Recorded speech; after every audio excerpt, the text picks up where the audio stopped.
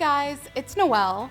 By now, you know every trick in the book on how to make a bullet journal, from how to make the perfect spreads to plan a party, to how to utilize your washi tape to make your spreads even more pretty. But one problem that you might find yourself running into during a busy week is that your spreads end up looking really boring because you didn't have the time to spend making them look pretty. So in this video, I'm going to show you some great, easy ways to make every page of your bullet journal pretty after your week is over. But before I do, definitely subscribe to 17's YouTube channel so that you don't miss out on any of our future bullet journaling tips and tricks. All right, here we go. To show you that you can make any spread super beautiful after the fact, I started with the most bare bones version of a weekly spread that I could think of, which is just 7 running to-do lists that someone might have jotted down throughout the week. First, I started by writing out the month in super bold, thick purple calligraphy in the top left corner. Then a great quick way to make calligraphy pop is by outlining it in black ink. Then I added an accent to the calligraphy using my white gel pen by drawing little dots all over it, and it ended up kind of looking like a snowy gradient. I think it looks really cool. After that, the top right corner of the page has a lot of space, so I decided I'd make a little mini calendar. All I did was write out the first letter of the days of the week across the top, then I numbered the days of the month under it to make the mini calendar. Now, a great easy doodle to pump up anything on your page is a little sticky memo with Scotch tape holding it up, and then I just highlighted the days of the week with my blue marker. After that, I decided to keep my calligraphy going throughout the page, so I added the days of the week on top of each to-do list, alternating between purple and blue.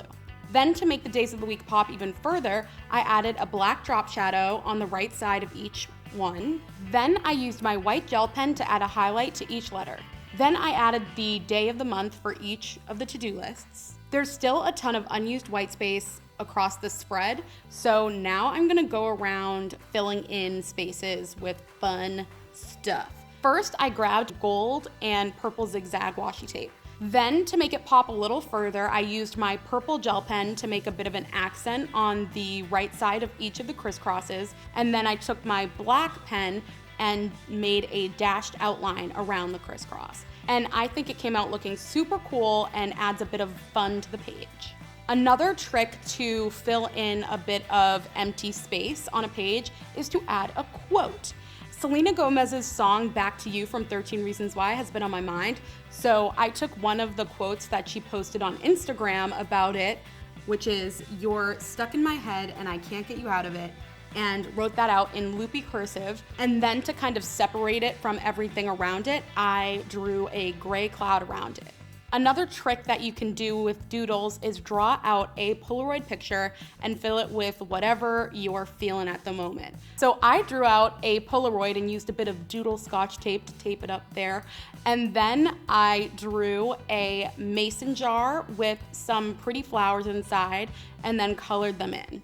Then another trick to fill up white space that's not time consuming and makes it look super pretty with zero effort is to draw confetti. And for me, confetti is literally just drawing a bunch of dots and circles and then little squiggly lines, and it looks super pretty, and you literally need no artistic talent to do it. Then I have this long strip of empty space, so I took a long piece of washi tape and just taped it in that spot. To carry that over to the right side of the spread, I took the other half of that strip of washi tape and pasted it in the top right corner of the right side of the spread. I took my black pen and added a drop shadow under the washi tape. Another trick to fill up some white space is to create an actual memo with a picture in it. I took a sticky note and pasted it in this little spot in the top left corner of the page, and then I drew a flower inside of it and some dots and confetti around it. I decided not to color this one in because I kind of like how it looks black and white with the colored memo around it.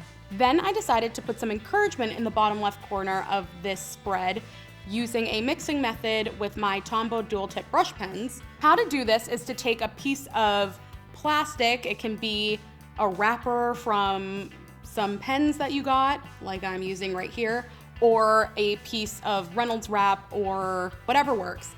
Just take the plastic bag and draw some swatches of 2 colors of marker on the plastic.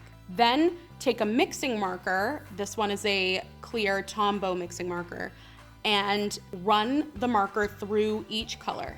All you have to do is write out the quote you want in the same way that you would with any brush marker, and it'll come out in this really cool blended gradient-like mix.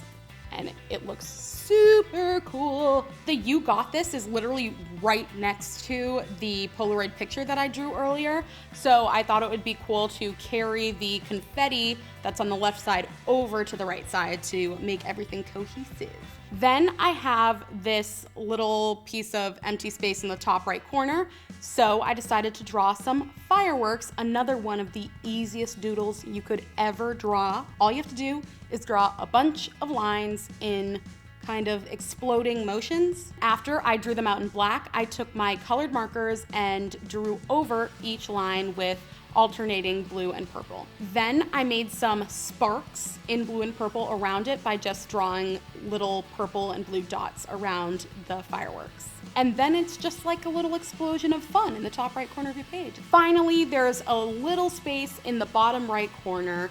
And one thing that you can always do in a corner is kind of make a gradient of your colors that were throughout the spread. So what I did was take my blue and purple Tombow markers and I made a little swatch of blue and then a little swatch of purple, making sure that it overlapped a little bit. Then I took my clear blending marker and started blending them together. And then it kind of makes it look like a watercolor painting and just really kind of frames the page very nicely. I noticed that in the bottom left corner of it, the purple was kind of wearing out and didn't look very smooth. So I just added a bit more purple and blended that out. This looks really pretty by itself, but I thought I would tie in the little snow method that I put in the background of the August title in the top left. So I drew some dots with my white gel pen all over it. I think that it tied everything in perfectly while looking like an epic snowstorm. And that's it. This spread went from 0 to 100 real quick, and it only took me like 20 minutes. So never feel like you can't go back and make a kind of boring spread look super pretty in post.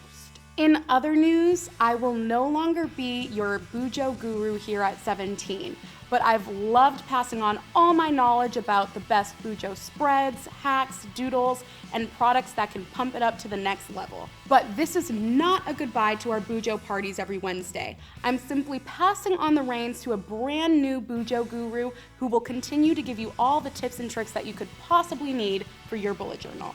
So continue to tune in every Wednesday because you do not want to miss out on any of our future bullet journaling videos just like this one. Bye guys.